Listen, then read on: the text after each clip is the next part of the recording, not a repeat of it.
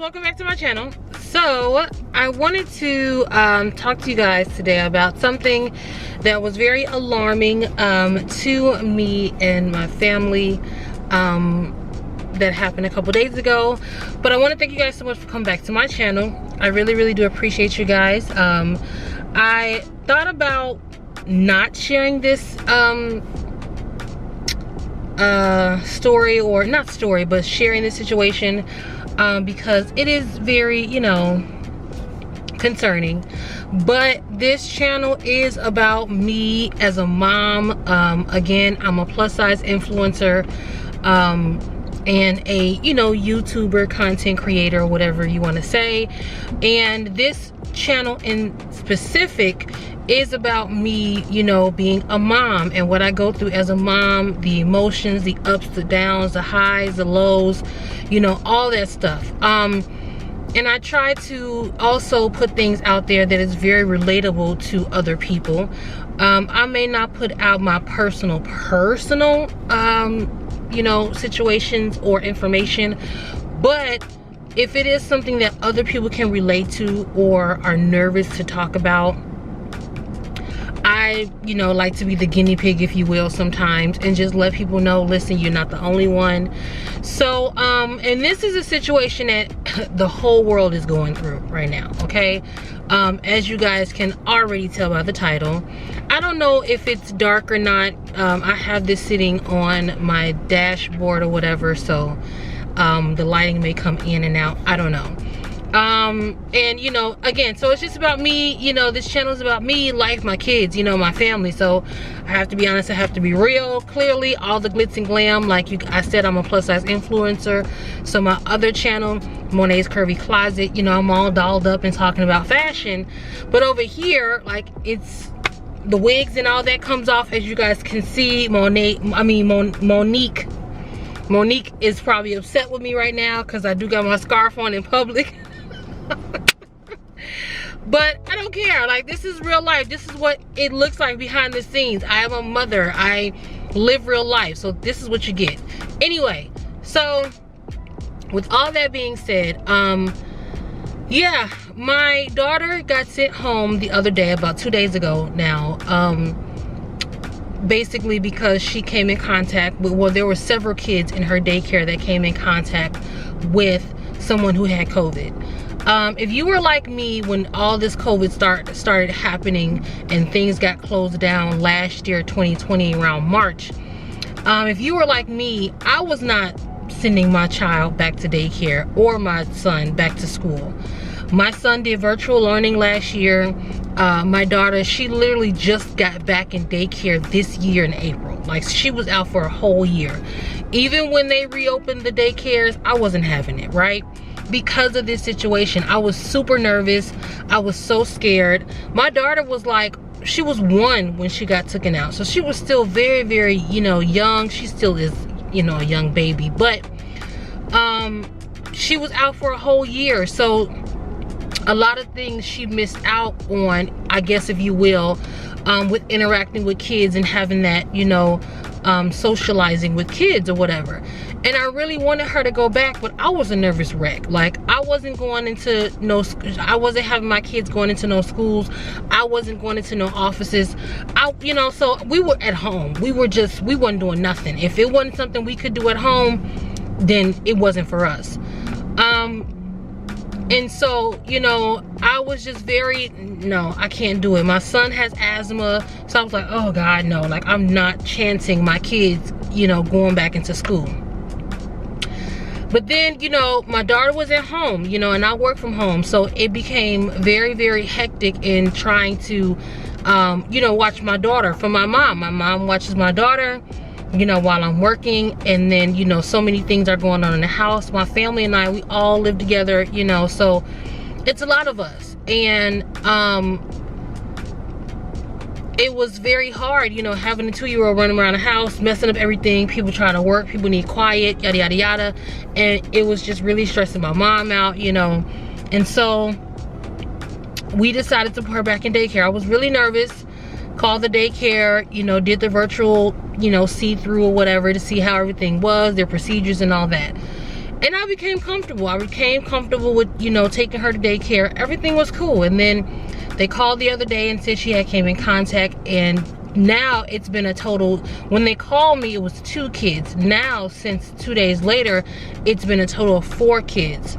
So, you know, they say she came in contact. They didn't say, you know, she had it or anything, but, you know, it could have been some kids in her classroom. I don't know.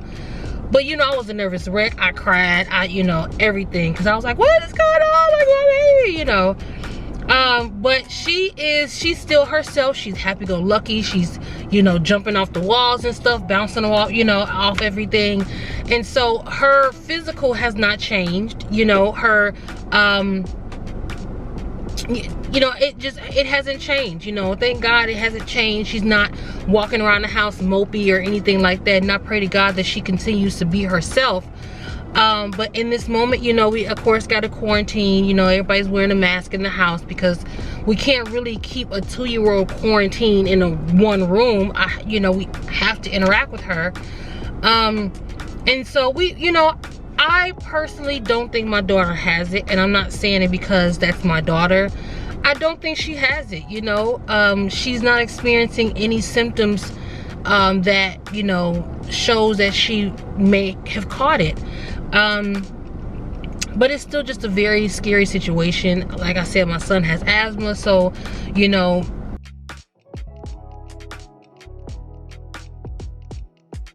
he's obviously in the house, so I have to make sure they don't really come in contact a lot.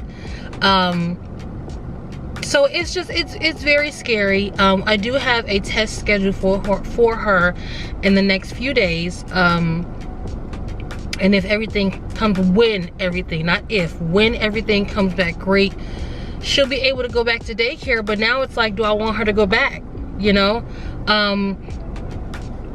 So it's just a lot. It's just a lot, you know. I don't know if I want to keep her completely out of daycare. I don't think it'll make a difference if I go to switch her to a different daycare. Like, that could happen at a different daycare. I don't want to keep her out of socializing with the kids because I think her school has really taught her a lot. Let's be honest, as working moms, especially single working moms, and you taking care of the kids by yourself or whatever, schools help out a lot. They can really give the time to your kid, that undivided attention to help your child with their ABCs, their counting, their whatever, right? So it's very, very, very, I feel, very beneficial to keep her in daycare. I'm just scared. I'm nervous. I don't know what I want to do.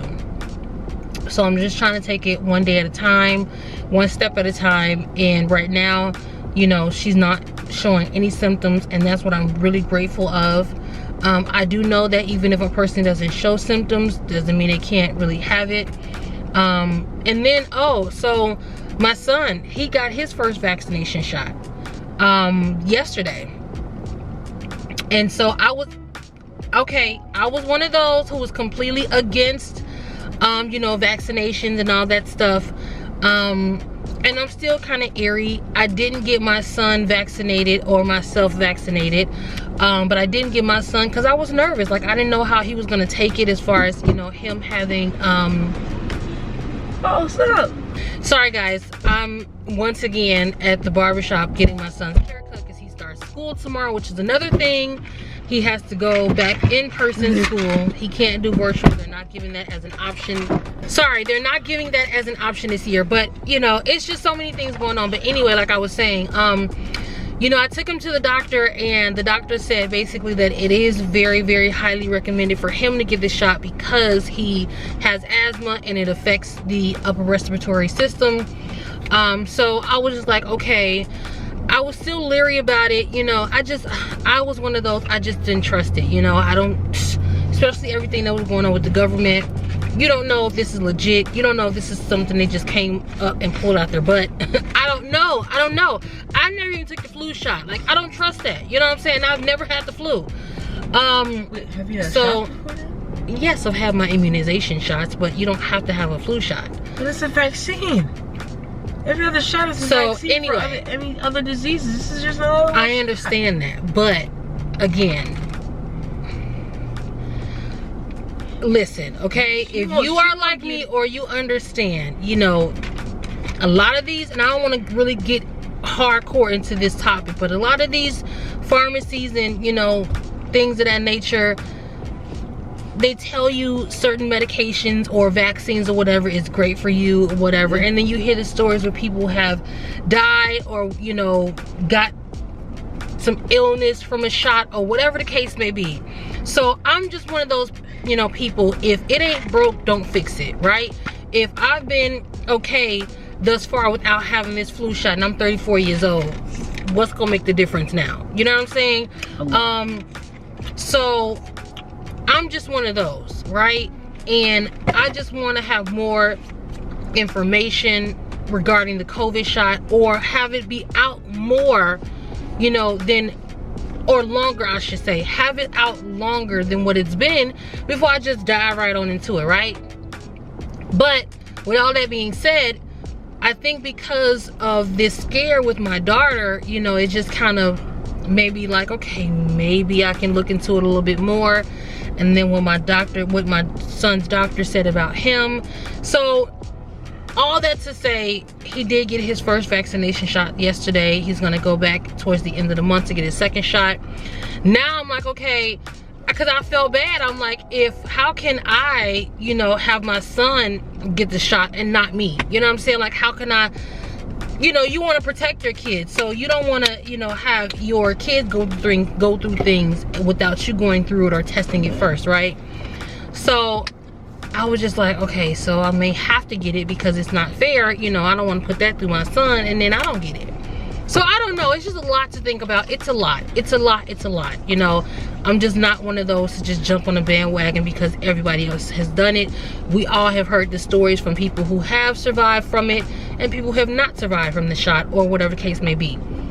It's just so many different stories. But, and I do know that the shot is not, you know, basically a cure for you never getting it. I get all that, but I just find it kind of weird that people who got it still was, you know, experiencing some hardcore things. Or I heard stories of people who've gotten the shots fully vaccinated and passed away. So all that I take in consideration. I do.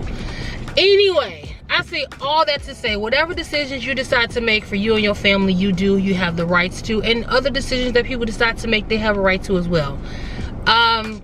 But I say all of that to say, I just hope and pray and know that my daughter will be okay. We just had a scare, and I really feel like everything's gonna be okay. But I just wanted to share this story with you guys, in case anybody else, well, I'm sure there are other children, other people that have been affected as far as their children goes, who may have came in contact or whatever. So you're not the only one, you're not alone. It's a very scary situation, especially with everything coming about again. The numbers are rising again. So, you know, it's like, I really hope we don't go back into another shutdown and all this other crap. Although, I have to be honest, I liked, you know, being quarantined and being in the house. I am a homebody, I am an introvert, so it was fabulous for me. But I do miss going out. I do miss being able to go out to different places, being able to have fun and things like that. So, you know, COVID makes it hard to do that. You know, so anyway, I just want to let you guys know that, you know, I said I'm going to try my best to keep the videos going or whatever, regardless of what it may be about. I'm going to continue to try to keep the videos going. So I hope you guys appreciate it. You know, again, I shared my story because I know I'm not the only one that's going through this. And if this could help you to, you know, understand and accept what's going on and realize you're not the only one that's scared, girl. So yeah, so I will catch you guys on another video. Hopefully I won't be in front of the barbershop again. Yeah, so I'll catch you guys on another video. Bye.